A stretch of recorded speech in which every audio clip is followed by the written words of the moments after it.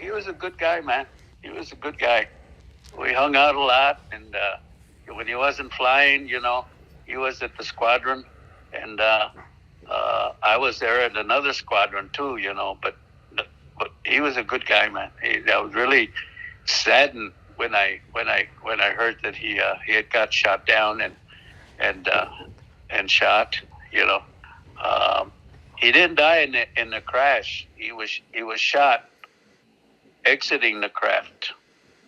That's how he died. That's how I understand happened. But I think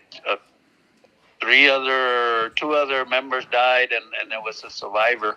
I think the co-pilot or one of the pilots was survived.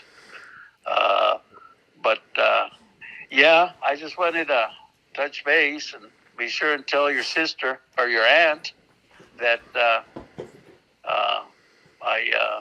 I got in touch with you, and just wanted to give you a little info about Rudy. We were both corporals in Vietnam, and when I got back, they made me a sergeant because I was still in the helicopter field. When I got back, Camp Pendleton has a helicopter field there, and that's where both I was coming. I came back, and that's where Rudy was supposed to come back. He knew that he was coming back to Camp Pendleton to the airfield, and that's when I found out when I got there off leave that he never made it back. But you mentioned the date November 12th. It seemed like and he was killed on November 14th, so 2 days later. I think I saw him the day before. I'm pretty sure it was the 13th. Yes. Because I knew he said he might go on the mission the next day. So I saw him right before he flew, man. Yeah. I knew that. I knew that. That's awesome. But so tell me again, you guys, both of you from the Valley, obviously. Well, the Valley, South Texas, and Yeah. did you guys do boot camp together? No. When I left boot camp, I was stationed at the air facility in Santa Ana. That's a helicopter base at the time. And I don't know if you're familiar with Santa Ana, those two big hangars that are there. They were blimp hangars, but it's also the headquarters for Marine Aircraft Group 36. And there was 5 squadrons in that group. And one of them was a VMO 6. That was Rudy's squadron. I was in the group logistics, but we shipped together on the ship, and that's where I met him, aboard the ship. We sailed out of Long Beach in an aircraft carrier. They put all the helicopters on that aircraft carrier. You remember the aircraft carrier name? Yes, the USS Princeton. The USS Princeton is no longer in duty. It was decommissioned a while back. But it was it wasn't an aircraft carrier. It was a helicopter carrier. It would transport helicopters. It had a flat top, but no jets or planes would fly out of it.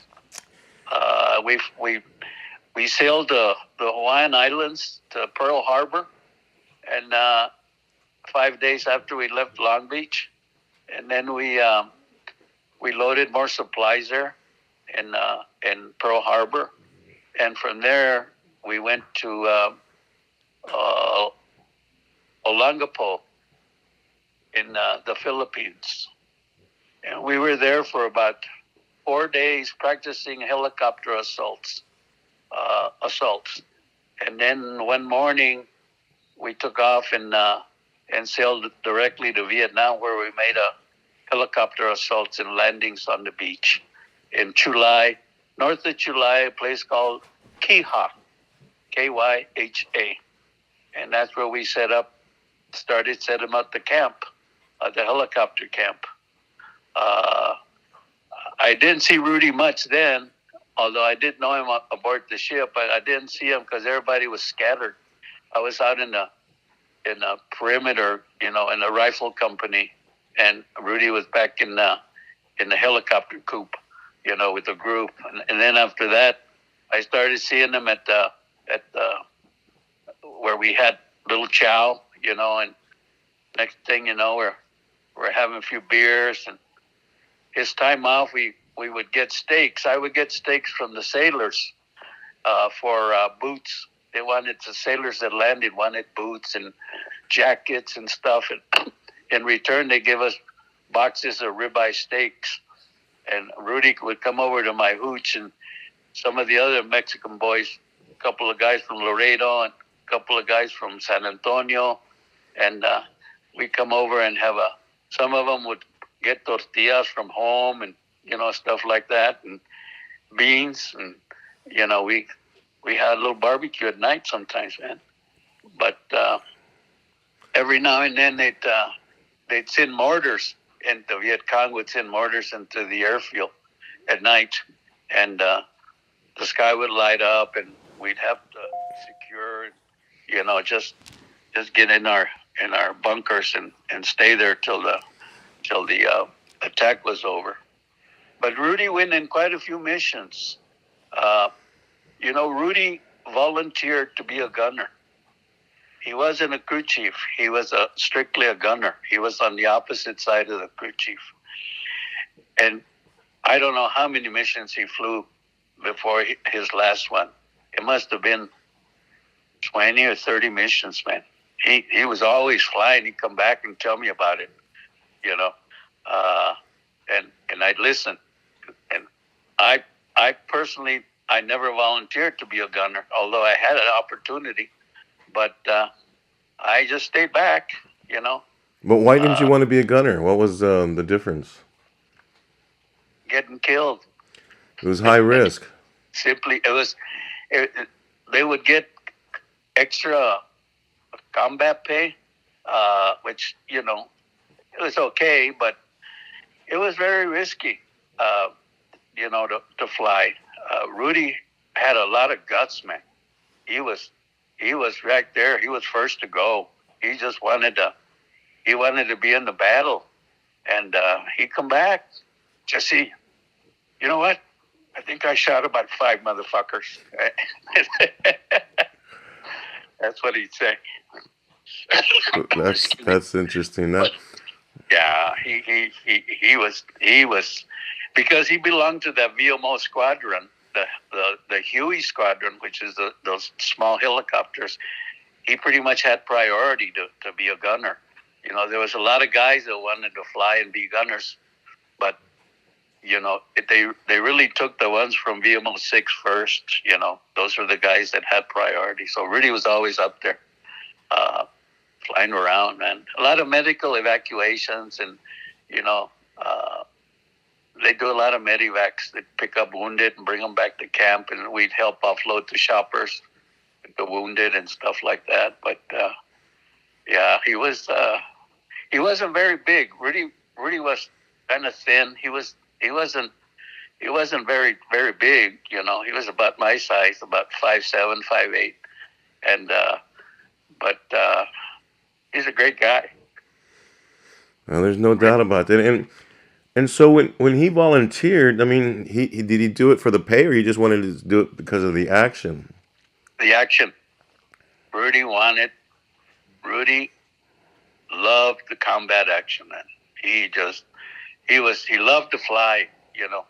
When you fly in those little choppers with the M60 machine gun sticking out, and you're hanging by a strap, that's how they secured you to the inside of the helicopter, with the strap, and he'd fly around, But he did a lot of missions.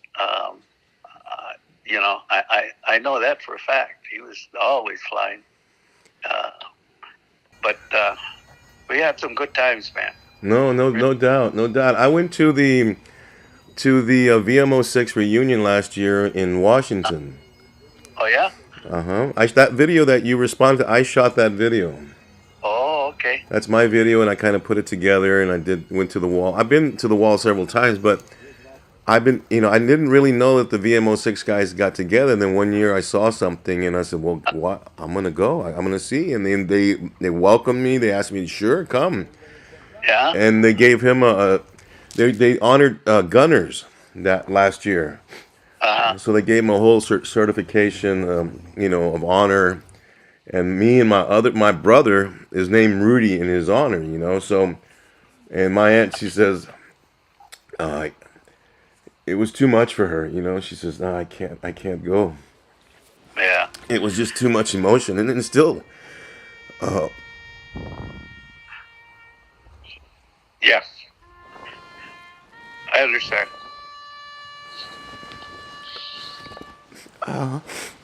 excuse me. I mean, I knew my uncle. I knew him. I was young, but I knew him. And one of the things that inspired me with my uncle was I was a little kid, Yeah. and the news always had stories about Vietnam. And so as a little kid, I'd come in and watch the news. Walter Cronkite had 15 minutes of news, Yeah. Uh-huh. and I would come in and I'd say, maybe I see my uncle Rudy. Maybe I come and see him. But at the Yeah. time, I realized that someone there is taking video or filming as a cameraman, and showing me in Harlingen, Texas, what's happening across the world. And I was intrigued by that. And Yeah. I said, how the hell does that work? Well, I became a cameraman. Oh, is that right? Yeah, Wow. I've been all over the world. I've been to close to about 50 countries. A lot of them many times, and Wow. I've Uh-huh. been to Central America during the war, the Iran-Contra War. I've been to the tanker wars. And the reason I asked you about the carrier, I was on the USS Guadalcanal Oh. when they were doing missions on the Persian Gulf. They were escorting the tankers back when Mm-hmm. Iran was sowing mines. Uh-huh. And so I was out there for that. I was in Bahrain, I was in Dubai, I've been to Uh-huh. Baghdad, and so my uncle was a huge influence. I mean, not directly, but my love for him and me wanting to see him connected me with a world that brought to me the idea that, hey, someone out there is taking the camp, is doing the filming and showing people around the world places they can't be. Right. And that was my inspiration, and that's what I've done, most of my life, and I worked. You you can Google Marine Aircraft Group 36, I will. MAG-36, uh, and there's uh, there's a couple of videos of the camp of where we were stationed in Kija. Uh, One guy has a lot of pictures in the video of the choppers, of where we lived, and all this stuff. Uh, I do that every now and then, and I even copied some documents about the actions of the group, because there was 5 squadrons in the group. Only one VMO squadron. The others were bigger helicopters. But every now and then I look and see if I can spot anybody I knew or where we were. Or something. When we first got there, we set up a perimeter around the camp. We lived in there in the foxhole for 6 weeks. Just setting up barbed wire and some stuff out there in the perimeter to protect the field. That's what I did when I first got there. I was on the 8th helicopter to land at the beach. There was the first 8 helicopters that took off the carrier, and I was in the 8th helicopter. You remember all these things. It's amazing. Oh yeah. It's like Oh yeah. yesterday. Even it was 58 years ago, 59 years ago. Yeah, I know, man.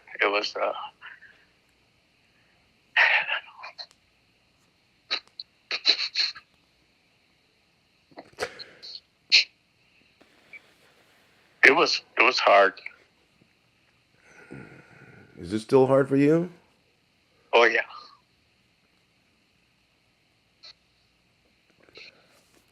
Yeah. It's still hard. had a couple of buddies that were shot by snipers. Wow. We used to go on patrol outside the barbed wire where we were setting up. There was 8 of us. We'd go out and scout and do patrol, and we'd get shot. We'd get shot. I never got hit, but 2 of my buddies, not at the same time, but they got shot by snipers while we were out there patrolling. It was, I'll tell you a story about me and Rudy. He came by, and he also had a pass to go out to the village, not to take the vehicle, okay? And he came by, he says, Jesse, there's an island across the lagoon out there, I said, yeah, I know. Everybody knows about the island. Well, they got a bar out there, and they got some whores out there. I said, they do? He said, yeah, man, you want to go? And I said, yeah, shit. So me and him took out. Then we got through the gate with his pass, and it wasn't dark yet. So we went down to the shore across from the island, and we got this guy in a little round tube, a little boat, and we asked him to take us across. It was only about 50, 60 yards across. Right. And he paddled us over, and Rudy says, well, I'm going to go first, and then you stay here and guard this guy because I don't want him to leave us here. I said, okay, Rudy, go check it out. And Rudy went to the bar out there. It was a hooch. It was some Vietnamese bar, It was just nothing big. And all of a sudden, I heard firing, shooting. Ta, ta, ta, ta, ta, ta, ta. And Rudy comes running back to the little boat. He said, Jesse, it's me. Don't shoot. Because as soon as somebody starts firing out there, the flares go up. The flares from the base, they go up and light up. It was dark already. They light up the sky. And Rudy jumps in the boat, and we start paddling with our rifles back to the main shore. And the little old man's paddling too, man. We're going like crazy coming back. And whenever they shoot flares and they hear firing, they lock up the gates to the base. Oh, shit. But, nobody goes back in. So all the patrols were coming back. And we ran into a patrol that was coming back, and Rudy knew the sergeant in charge of the patrol. And the sergeant told me and Rudy, what the fuck you guys doing out here, man? He said, no. We just came out for a while. He said, well, you better get back, get at the tail end of my patrol, and you can come in with us. And that's how we got back into camp, man. The sergeant let us tag along his platoon, in his squad to come back in. Yeah. And once we got in, Rudy says, man, we barely made it. I said, fuck, what happened? He said, well, they didn't shoot at me. There was they shot over. They wanted to scare whoever was there. They just shot across the top of the hutch. That's where the firing was. But Rudy never got hit, and he never fired. But he ran back to the boat, and we got back. But that's a true story, man. What was he trying to do at this bar or at this hutch? Get laid. Oh. Yeah, I mean, that's one time we went out to Kihah, and we heard that there was 3 prostitutes in a hooch. That's what they call the little hooch. Yeah. And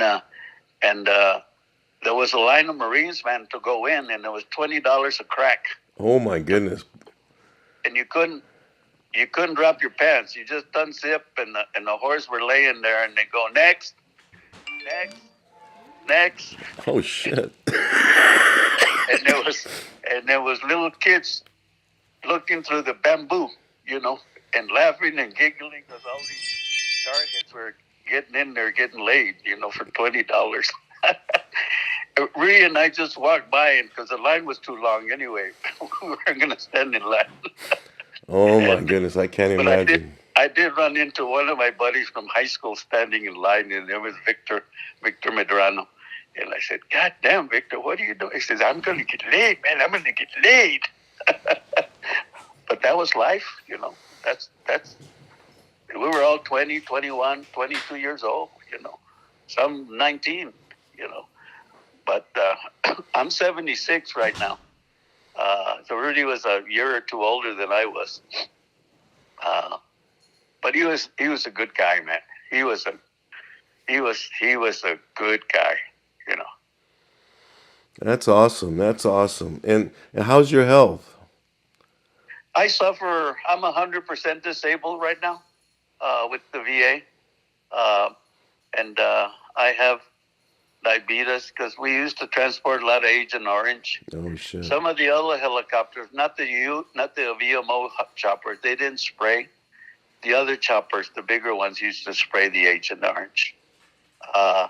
We used to offload the barrels of Agent Orange off of the LSTs that the sailors would dock on the shore, and we'd offload them in rough terrain forklifts and bring them and stack them. And so I was exposed to a lot to Agent Orange, and right away I was diagnosed with diabetes and liver damage, kidney damage, you know, stuff like that. So the VA here at Loma Linda treats me real good. You know, I go in, get my checkups and get my treatments and get my tax-free paycheck every month. That's nice. You deserve it and you've earned it. So Yeah. But are you married? yeah, I have a wife. Been married 55 years. No. Wow, nice. Congratulations. I met her as soon as I got from Vietnam. I met her at a friend's house and started dating her, and then we got married. And we lived at Camp Pendleton there till I got out. And then we went back to Texas, to Corpus, and I worked for the Army back there for a while at the helicopter repair center because I knew a lot about helicopters. And they hired me right away. I went in for an application and interview on Friday, and they told me to come to work on Monday. Wow. That's how fast they hired me. And then came back to Texas, to California, and I went to work at El Toro when El Toro Marine Corps Base was around. And I was in civil service there. And from there, I went to work for GSA, the General Services Administration. Right. I was the GS-12 Quality Assurance Specialist for about 12 years. Then I got out and did some consulting, and I ended up selling fire trucks. That's what I did the last 23 years of my life. Wow. That's a I sold specialty. fire trucks and to west of the Mississippi. Any government agency wanted to buy one, they sent me out there. I sold fire trucks in Guatemala and Mexico, and mostly in Arizona, New Mexico, and Southern California. I sold close to 300 fire trucks in that time. And I retired 6 years ago from selling fire trucks. Wow, That's what I did. That's amazing. So you worked until you were 70. Yeah. I worked. My boss didn't want to. I had a lot of contacts and connections, and people like me. They call me, Jesse, I need to buy 2 fire trucks. Okay, I'll be over. And that's how it went. Word of mouth, if they knew you. My boss didn't want to let me go, and he said, no, Jesse, you can work until your 80s. We got guys in their 80s selling fire trucks. I said, no, I got to go because my diabetes was really getting to me. My legs were bothering me a lot when I used to fly with customers back east, the plants in Wisconsin and in Florida. And I told him I got to go. So I retired. He said, you know what? I'm not going to give you a gold watch. I said, it's okay. He says, I'm going to give you your car. I had a company car. Wow. Really? He said, yeah. It's a Ford Escape that I had. And he said, that's your retirement gift. And he says, we're going to throw you a retirement party on the Queen Mary. I said, really? He said, yeah.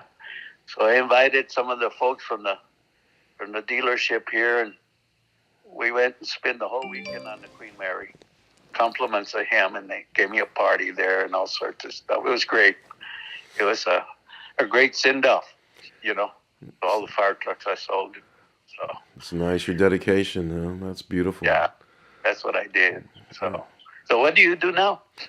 Oh well, I lived all over the place. I was in Harlingen, and I worked at the local TV station. Went to Austin, got fired there after 9 months. I got a job in Dallas, worked there for 2 years, and I ended up in LA working for Channel 4 here. And then I said I was crazy. I was 22, and I was the fourth TV station. I was just ready to go. And I went on my own and worked for a cameraman who was very, very good. I gave up shooting video and worked as a sound man. And we did a bunch of stuff, news specials, documentary style. And we traveled for many years, and then we broke up. And then I worked for CBS and ABC. I was in Central America. I was in the Middle East, but I was I lived here, and I moved back to Dallas, and then I went to Miami, then moved to San Antonio, and I was married. I got married, and then I had 2 kids, and I moved back to Miami, back to San Antonio, now back here to LA, where I've been here for the last, I don't know, 6, 7, 8 years or something like that. And I work now. I don't shoot news anymore. It just got to where they didn't do the same stuff, and I just was traveling 2 weeks a month, and it was pretty hard. And I mean, I loved it, but 30 years of it isn't plenty of time. Plenty of travel, and so I work now for the state of California, the California State Assembly. They have a department that does videos, press conferences for the assembly members. It's not politics. It's no campaigning. None of that. If it's they call it legislative intent. So if they want to talk about a bill, or they're going to give a check to an organization, then they want a press conference, and they stream it to YouTube and Facebook. I'm based here along with 3 other camera guys and 1 photographer in Los Angeles, and the main office is in Sacramento, and so we provide video media services for all the assembly members in the whole Southern California, and there's a bunch of them.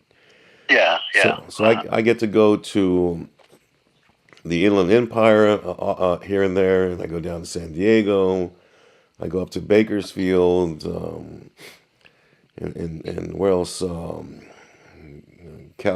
is it called? Calexico. Oh yeah, that's my favorite customer, Calexico. Calexico. I sold them. They're a little town, but I sold them 4 fire trucks down there during my time. Calexico, nice little town. Yeah, it's an interesting town. So there's an assembly member there, and he sometimes wants services, so we have to go out there, and so I'm all over the place, and I live in Santa Clarita, okay. Right next to Six Flags. It's a new community, and we're here, and we'll probably be here for a couple more years. I'm 60, so I don't know when I need to retire. I want to retire soon, and so I have a nephew that works for ABC. Really? He does the 5 o'clock. He's the anchor on the 5 o'clock news in Chicago. Nice. Yeah, his name is Rob Elgas, Elgas. He's my sister's boy, and he's been doing news. He worked at El Paso for about 5 years, and then he had a chance to go to either LA or Chicago. And since he was born in Crystal Lake, Illinois, and he decided to go back to Chicago, and he's been there ever since.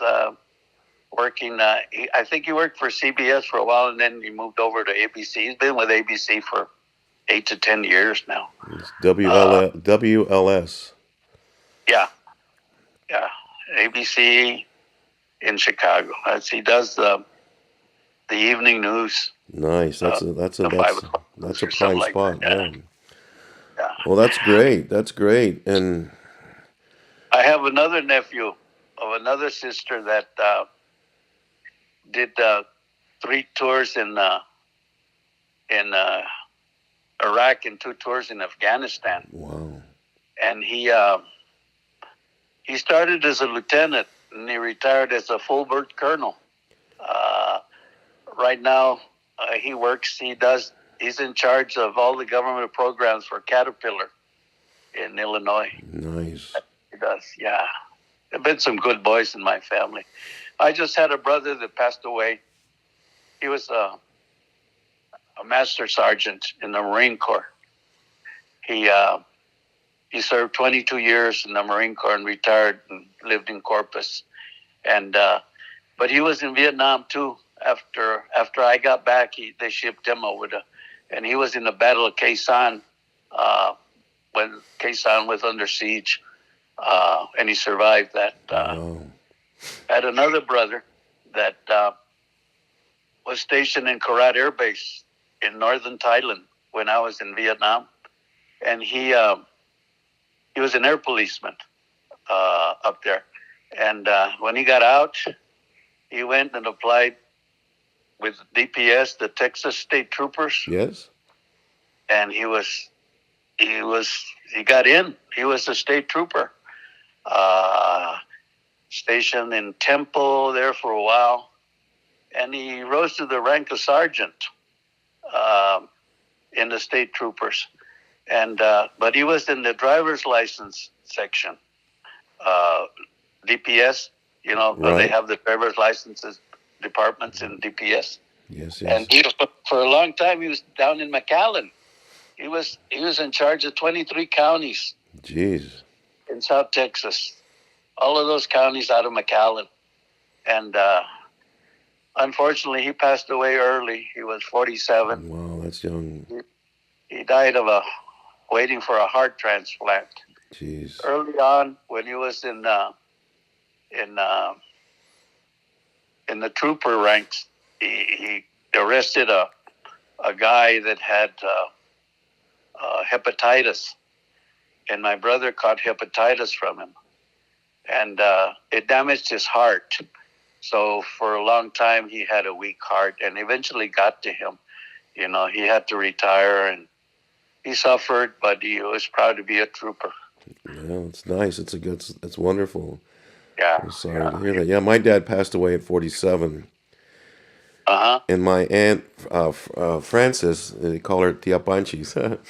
She's the last of the sisters. She's the last of the family, you know. And He lives in Houston, you said? she lives in Houston, and she's been married to her husband 55 years, Willie Oh. Guillermo Garza. And you know, I've always had this thing for my uncle. You know, I mean, I've always, you know, I used to have a little picture of a little black and white, little Polaroid. I don't know, they're not Polaroids, but it's a little black and white with the frame and to tell you what year it was shot. Yeah. Of me, a little kid, like almost. I mean, I was a toddler, a baby, with Yeah. my uncle Rudy at the Port Isabel and my dad at the Port Isabel pier fishing.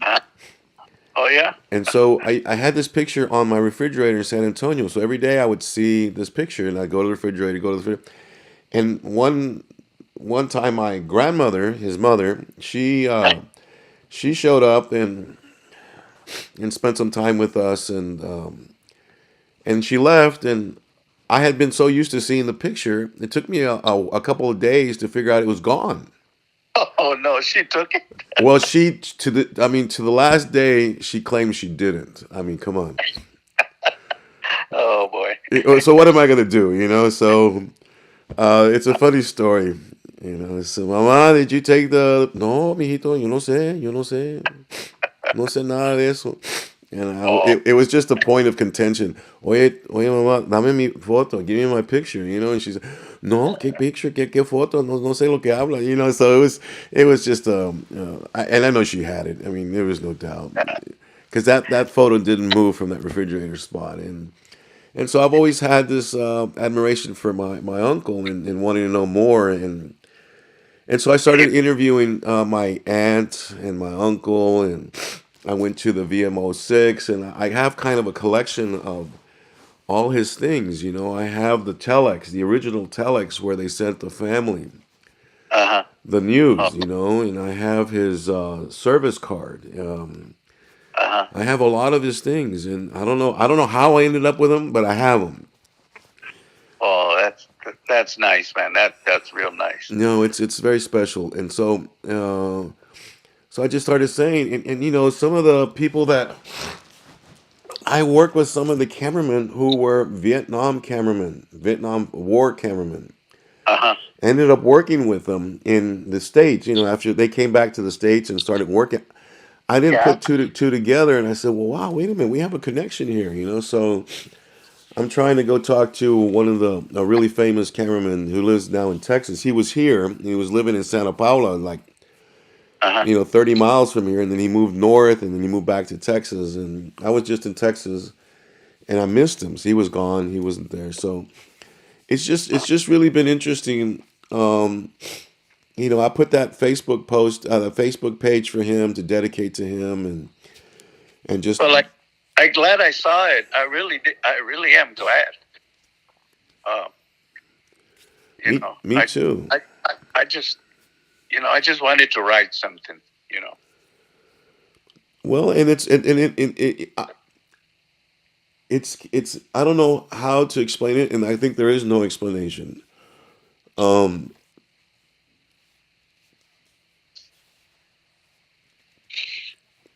No, no, there is. you guys are special. You guys are special. That was a period of time that will never be like that again. And No. he volunteered for the service. He didn't get drafted. Were you drafted? Oh no, I volunteered.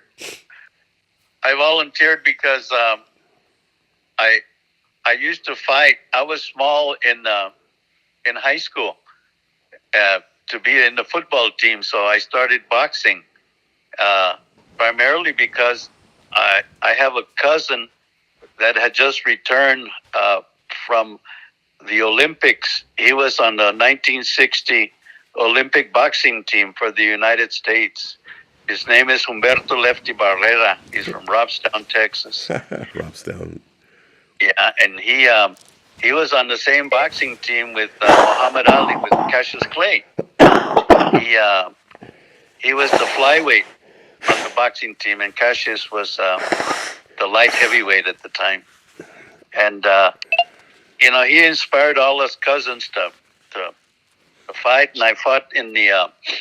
I was a novice champion in 64 in Corpus Christi, and then when I joined the Marine Corps, I joined the Marine Corps boxing team. They had a boxing team, and we fought for a little while, and then they disbanded us because of Vietnam, and we had to ship overseas. But I was fortunate enough to box aboard the ship, aboard the Princeton. There was Marines versus the sailors up on the deck. Huh. We used to have smokers up there, and I used to fight up there against the sailors. And then when I got to Vietnam, we also had smokers in Vietnam. I got pictures of me fighting in Vietnam uh, uh, in one of the smokers. What are the But smokers? What is that? that's what they used to call the bouts. Oh, Uh, they used to have 10 fights, and they were called smokers. The whole thing, instead of calling them boxing matches, they used to call them smokers. So that's what I did whenever I had a chance, uh, to fight in some of the smokers there in Vietnam. It was something to do. So always because you know all we did is drink and smoke and eat, and then shit and and that's about it. And be careful, So Raise some hell. it was quite an experience. Let me tell you, man. There's no doubt. Just from digging the foxhole when we first got there, man. I mean, we started digging, and it was raining, and it was muddy, and it was it was me and a corporal that was with me, and we were in one foxhole, and we were there for 6 weeks. And every day we made the foxhole a little bigger, so we could lay down and, take turns watching on guard and stuff. But that's what we did. We used to bathe in the South China Sea. There was nowhere to take a shower. Everybody who wanted to get cleaned up could go out to the ocean and wash your clothes, the mud off your dungarees, and, bring them back. And they were like starch, you put them to dry, and they were white and stiff because of the salt. Yeah. But that's what we did, I can't imagine. It was quite an experience, man. Never forget the days, But Rudy he's a hell of a guy. Hell of a guy. I really liked him. No, there's no doubt. He volunteered because, as I understand it through my aunt, that he wasn't, he wanted to go to college, and there's no way he could afford to go to college. So he says, I go get my benefits, my GI Bill, and then go to college. And he had a green card. He wasn't a citizen. Right. And, yeah. And there was a lot of guys like that in the service. And when I joined, I joined for 4 years. I was a volunteer. I didn't know that about Rudy. We're trying to get. Well, I'm trying to get a posthumous citizenship. That's one of my aunt's wishes. Is to make him a citizen. Oh yeah. So the guys at the VMO6, they said, "Oh, I know somebody," and I said, "That's okay, fine." I had the papers on Obama's desk on the way out, and I got that far because it has to be an exception. So, and I had a friend of mine who was an ambassador to Morocco, who walked it into his office, and he just said, "Well, I'll let Hillary do it," and says, "I'm done," and let Hillary take it. Then of course that didn't happen, and kind of just stalled. So we'll see. I mean, I'm trying to make that push again. Just a simple signature for someone. It could be a commander, someone in the Defense Department, and So anyway, that's a little tidbit. And I've been trying to get a school named after him in Harlingen, and he's been a contender, but they choose someone else, and.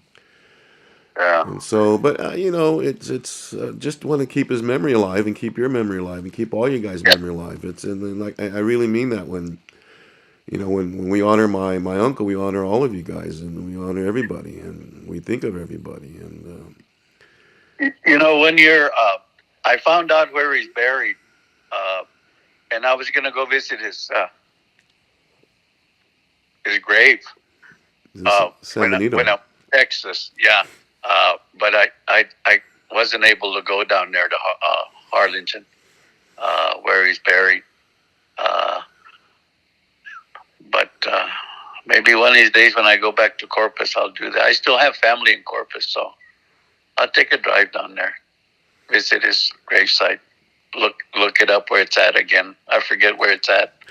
It's in San Benito in a place called Monte Meta. Monte Meta, something like that.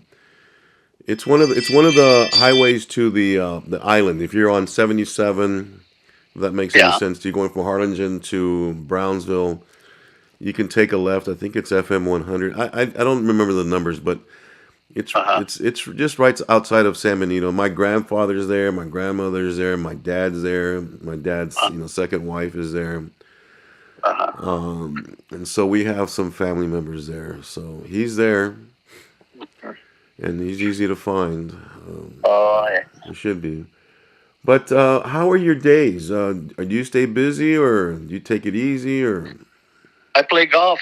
Oh, I've been playing golf for 55 years. Uh, I I I live right on the golf course here at Beaumont, Oak Valley Golf Course, and I've been playing Tuesdays, Thursdays, sometimes Friday and Saturday. But I try to get in at least twice a week to play. I used to be real good, not no more. The age catches up with you. well, if you can So shoot your age, you're doing pretty damn well. yeah. I go down to Mazatlan, Mexico every year to play in a big tournament invitational down there. I've been Nice. going down there for 25 years. Wow. Uh, it's a tournament it's an invitational. It's been going on for 48 years, I think, down there, and it's for amateurs, you know. So we go every November down there. As a matter of fact, I'm already booked, flight and hotel, ready to go down. So you're What? active. Huh? You're very active. Yeah. Oh yeah. Yeah. No, I I belong to. We belong to a wine club here at the. I live in a 55 and over community, and they have a lot of functions here. We belong to a wine club, and my wife does bingo and bunco, and they have karaoke down here. It's just our age crowd. Uh, and that's what we do. We stay active. I have two daughters that live in Riverside, uh, and I have 5 granddaughters. No boys, Wow. so we see them quite a bit because it's not too far from where we live. As a matter of fact, we were at the casino today with my daughter. She called us. She said, "Dad, you want to meet me? I'm going to be at San Manuel Yamabad Casino." I said, "No, your mom can go." But they talked me into going. So I went and lost some money and I came home. Well, they didn't build that place on winners, that's for sure. Oh, yeah, I know. We enjoy it. Yeah.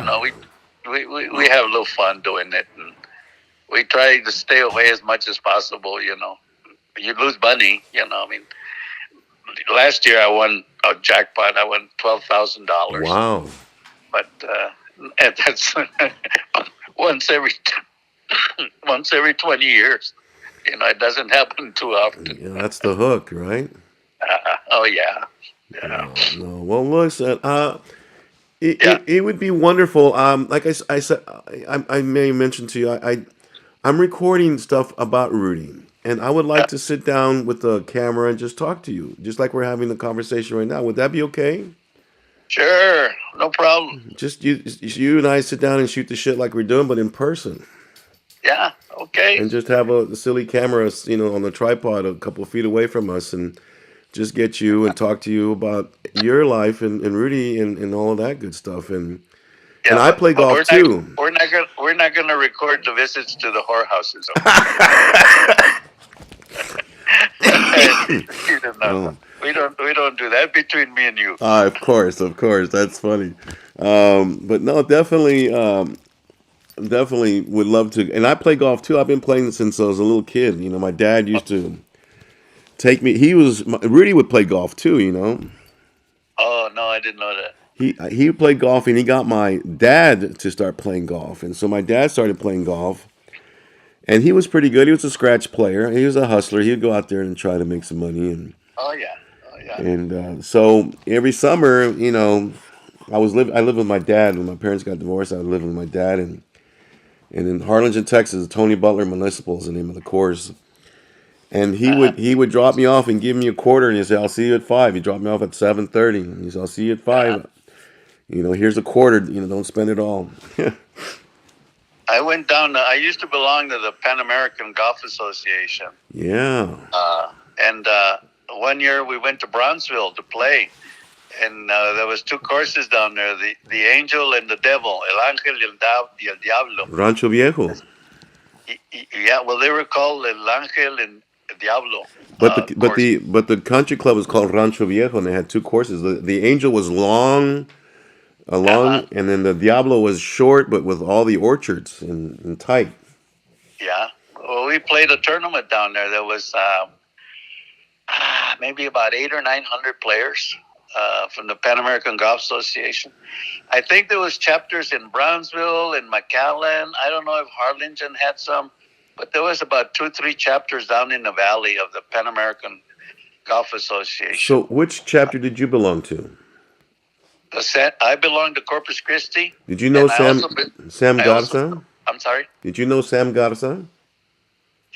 Sam Garza. He sold insurance. No, I Okay. don't remember. Okay, it's okay. He's from Corpus, but I think he was part of the Harlingen Pan Am. But even though he was from Corpus, but anyway, it just popped in my mind. I also belong to Pomona. Pomona had a chapter, a Pan American chapter.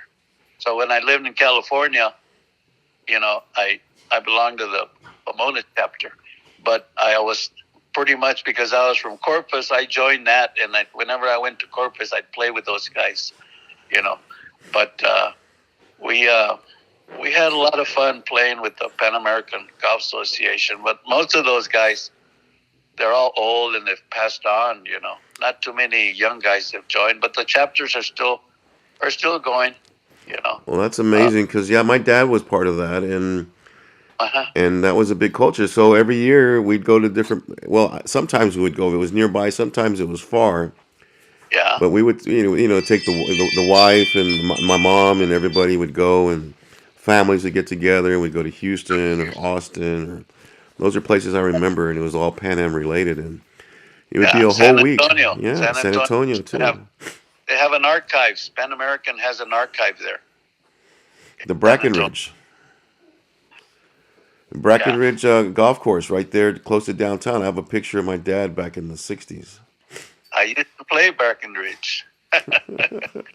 Oh yeah, man. We have a lot in common. Yeah, me and your family, especially with the golf. Yeah. Well, I'll bring my golf clubs out there. Maybe we'll go play a round on the weekend, one of these weekends. All right, man. You got my number. You got my name. Yes. Just give me a heads up, man, and we'll try to work something out that's convenient for you. You ever come out to Palm Springs? I haven't been out there in a long time. It's usually on my way to Texas. I used to drive back and forth because the wife was in San Antonio for a couple of years while I was here.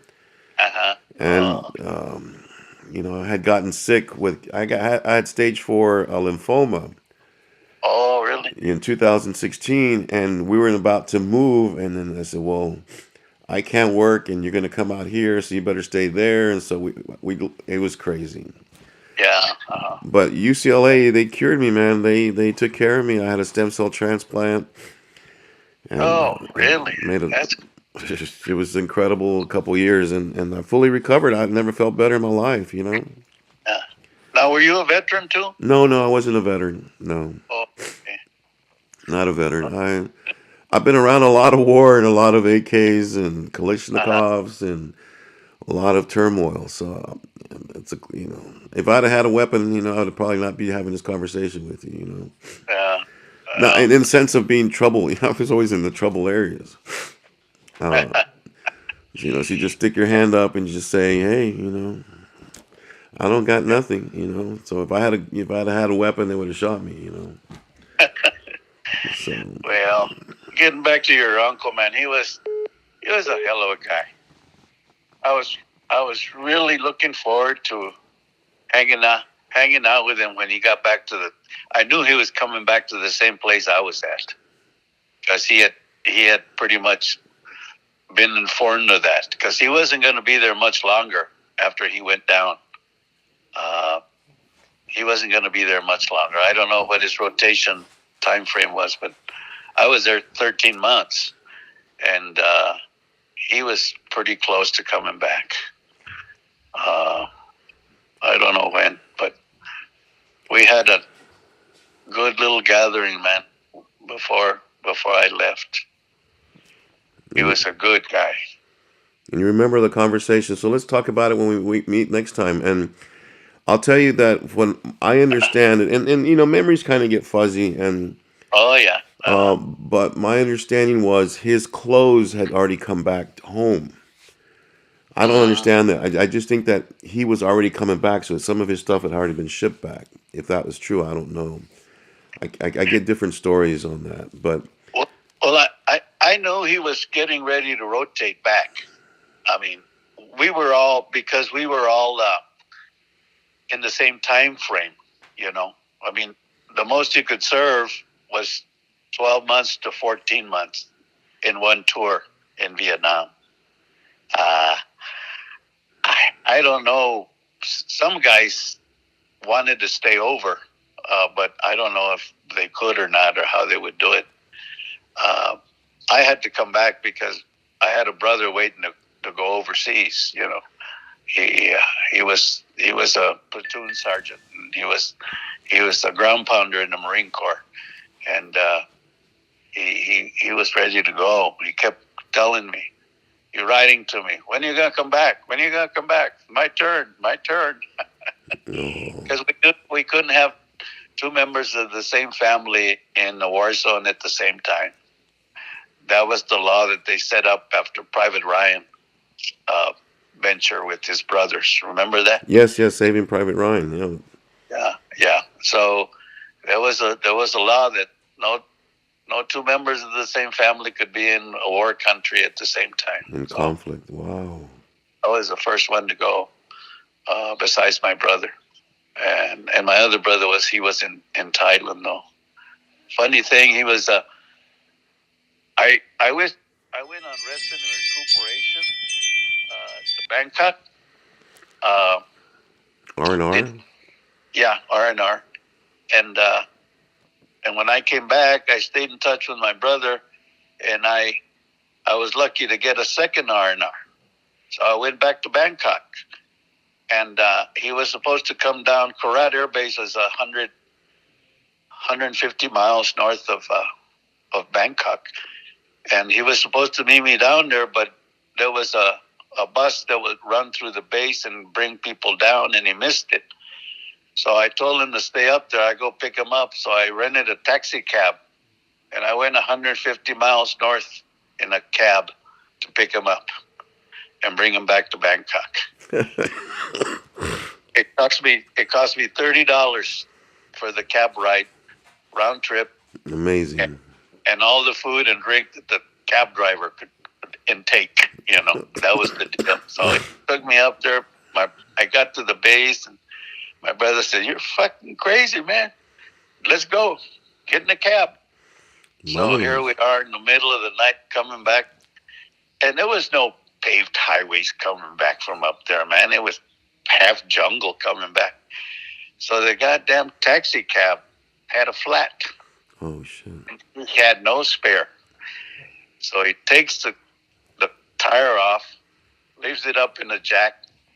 Me and my brother fortunately had a case of beer and a big old Bowie knife. And we sat on the hood of the car in the middle of the night drinking beer, telling stories. Wow. While this guy went down the village to get his tire fixed.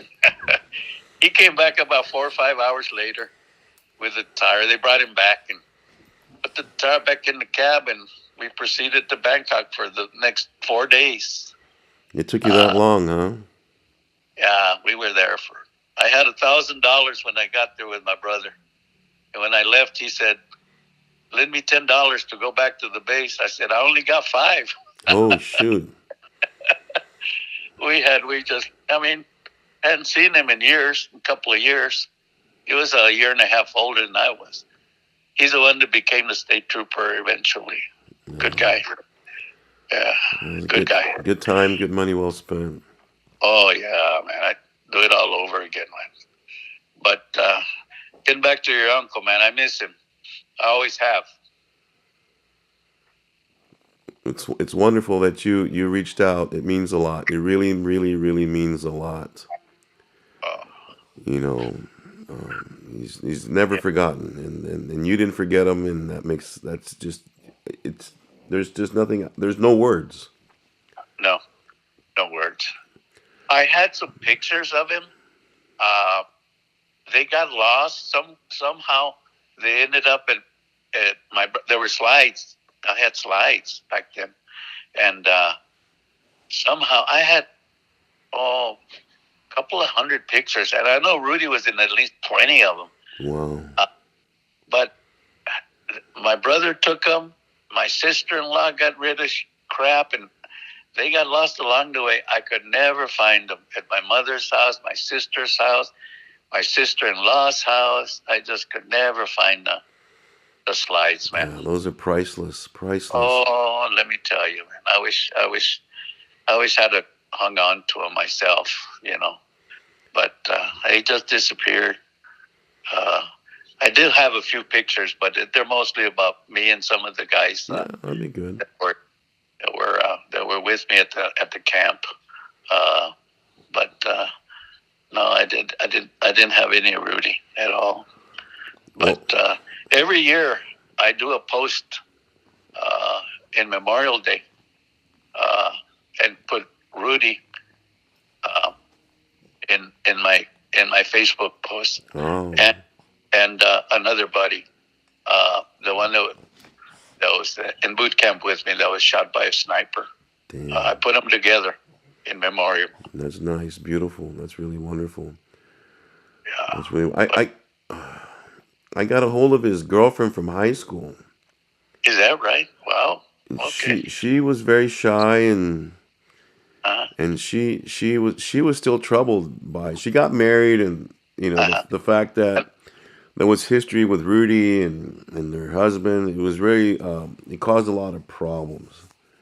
Really? Even though Rudy wasn't here, even though Rudy was dead or had been killed, it was still something that I don't know. The way she explained it was, and she had all his letters. He would send her letters from Vietnam, and I said, "Do you still have them?" She says, "No, it wasn't. Not too long ago, I got rid of them. I mean, not too long ago. It was like 10 years ago or something." So she had all his letters and pictures, and I think she was kind of hesitant to get involved in the conversation, and she just says it was just heartbreaking, and it was very painful for many years, and then I got married, and it still carried into my marriage, and Oh yeah. and so I understood, and I wanted to go see her and talk to her, and she says, "No, I can't do that right now." And I said, "Oh, no big deal, no big deal. I just wanted to, just to come out and just have a conversation." But she didn't want to engage. It was very, very difficult for her, and I think that would I can imagine. Yeah. it would open up those wounds. Like memories have no time. Memories is like yesterday, is like day before. Someone says, time heals. That's bullshit. It doesn't. That's whoever said that is crazy, because you can think of something with just a smell of something, boom, it takes you right back to it where that event happened or something happened, or good, bad, or indifferent. It just doesn't. Your mind is so powerful, it just goes back. Yeah. No. There's a master gunnery sergeant, he was a gunnery sergeant in our group. His name was David Kaufman. He was a Creole from Louisiana, and he wanted to be a gunner, and he did, because he had the rank. He was a gunner for a while, and then when we got back from Vietnam, he wanted to go back to fight. He just had it in him. He wanted to be a ground pounder, which is a infantryman, and lead a platoon and a squadron and stuff. And you can search him on Facebook. I mean, on Google. His name is David Kaufman, and he went back, and he was killed. He was killed in Louisiana. Has done some memorials for him and stuff, and wrote some nice stories about him.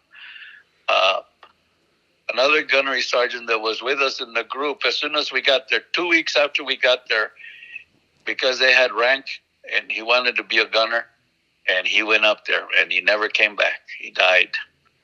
They were shot down too. But gunners were brave men, man. They were brave. They had balls to go up there. and get shot up and killed and so forth. And that's one thing about Rudy. He had balls. Yeah. No doubt about it. He had balls. What a guy. What a guy. What an uncle. Yep, definitely, definitely. Well, And Jesse, we used to speak in Spanish all the time, you know. Hey, vato, ¿qué pasó? Hey, papá. And the gringos hanging around. Hey, man, what the fuck you guys saying? Speak English. Chingada, cabrón. We just crack up, man. That's funny. Don't pay attention, Rudy. Síguele, vato, síguele. We crack up. He come over to my tent, you know, in the afternoon. We sit around, drink beer, smoke cigarettes, not joints, but we smoke cigarettes and just hung out, man. Just hung out. That's awesome, Jesse. That means so much just to know and hear stories from him and keep his memory alive. Definitely, definitely. You don't know how much this helps, and yeah. Well, I commend you for keeping his memory alive too. You know, it's important for you and write things down. And you know, I'm doing a little book for my family. Some pictures and some history about me, and you know, for my grandkids, and you know, so they know a little bit about me when I'm gone. You know. Oh, that's well, maybe we can do something.